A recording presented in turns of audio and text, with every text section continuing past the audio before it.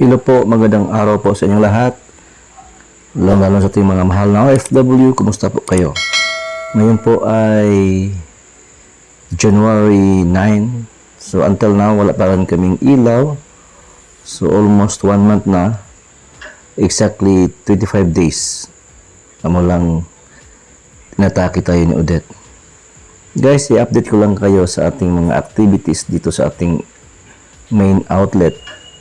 Ito kasing outlet na ito ay medyo ang pinakaluma, pinakauna ng outlet at medyo malaki sa lahat ng outlet natin, pero hindi siya nare-repair nga dahil yung nagpa-open nito ay ayaw niyang magpa-improve tayo dahil daw baka gamitin na nila. So kasi nasira sa bagyo, ang laking sira, so ni-repair na natin at pinapagandaan na rin natin kasi dito naman tayo nagti-training.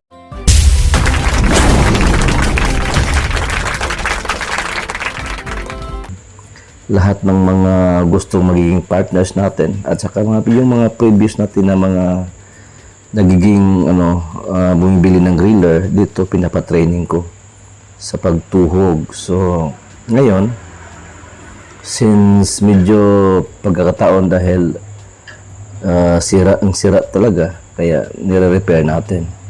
Kaya ito na, so sinimulan natin i-tiles. So nakita naman yung previous natin na video, talagang sirang-sira, walang bubong. Ngayon, so the whole area, ang flooring ay kino-concrete natin kasi doon banda sa gilid ay mataas kasi siya, meron siyang siguro mga 8 feet, 9 feet below. So nilalagyan din ng tubo at nilalagyan natin ng flooring. So konkreto na ito at ang mga ibang parte ay nilalagyan na rin natin ng tiles. So ang purpose ko nito ay talagang para to sa mga bisita natin, mga customers na siyempre mas maganda talaga tingnan kung maganda ang inyong tindahan. So depende rin kasi minsan kulang sa budget at marami ding dahilan kung bakit hindi mo ma-improve ang isang lugar, lalo na kung kulang ka sa budget. Ngayon, since pagkakataon na ito dahil talagang nasisira, pinaayos na rin natin kasi gusto ko dito na lahat magti-training yung mga gustong magiging partners natin nationwide. Kahit saan dulo man kayo sa Pinas, kung gusto nyo talagang actual na makapag-training, matututo sa business, inanyayahan ko kayong pupunta dito sa Cebu para personally kayo mismo yung magtuhog, magtimpla, lahat. Gusto ko kasi pag-duplicate, talagang duplicate kayo mismo yung pupunta dito. At since talagang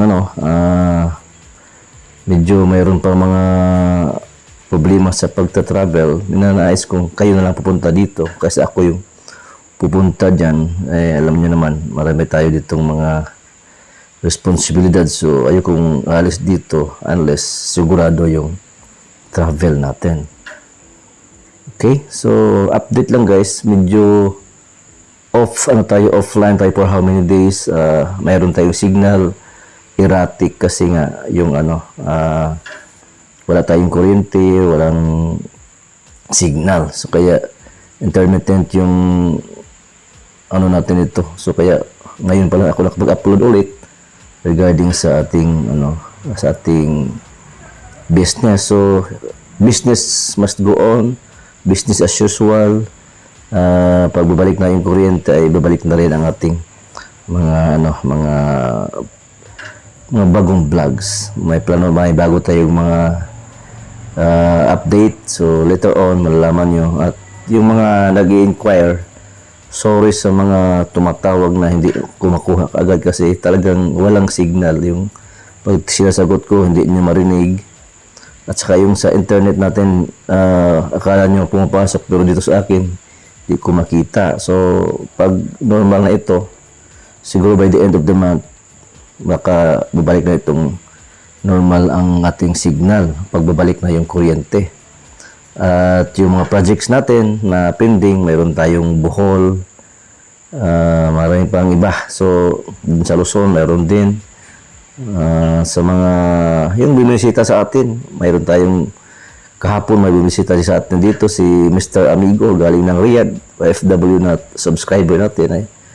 So, pumunta talaga tayo pinuntahan talaga ako dito at personal na gusto niya kasing makausap kasi balak din niyang magkaroon ng isang pwesto sa kanilang lugar. So someday babalik daw siya dito at mag-open siya ng outlet doon sa kanilang lugar, doon sa Camotes.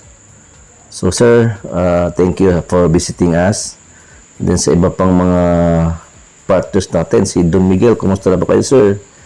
Si Mr. Ochik sa Sikatuna, Tagbilaran. Si Sir Al dyan sa Ubay, Bohol. See you soon sir, at kumusta na rin kayo dyan. At sa mga gusto pang mag-inquire, sorry po, medyo wala tayong reply, kaya nga dahil nga sa signal. So sa babawi tayo soon pag okay ng ating signal.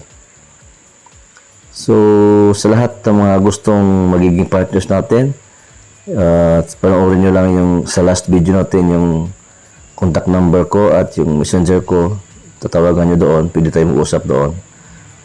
Open pa tayo nationwide, ang dami pang mga bakanting pwede nyong mapagtayuan ng lechon manok business. Remember guys, ang ating package ay yung kasama na yun ang limpo, lechon belly, yung ating recipe ng ating barbecue, ng ating sauce na napakasarap. Kasama na po yun lahat po. As I said, pag copy, business copy or yung duplication ng ating business, lahat po ay matutunan nyo dito.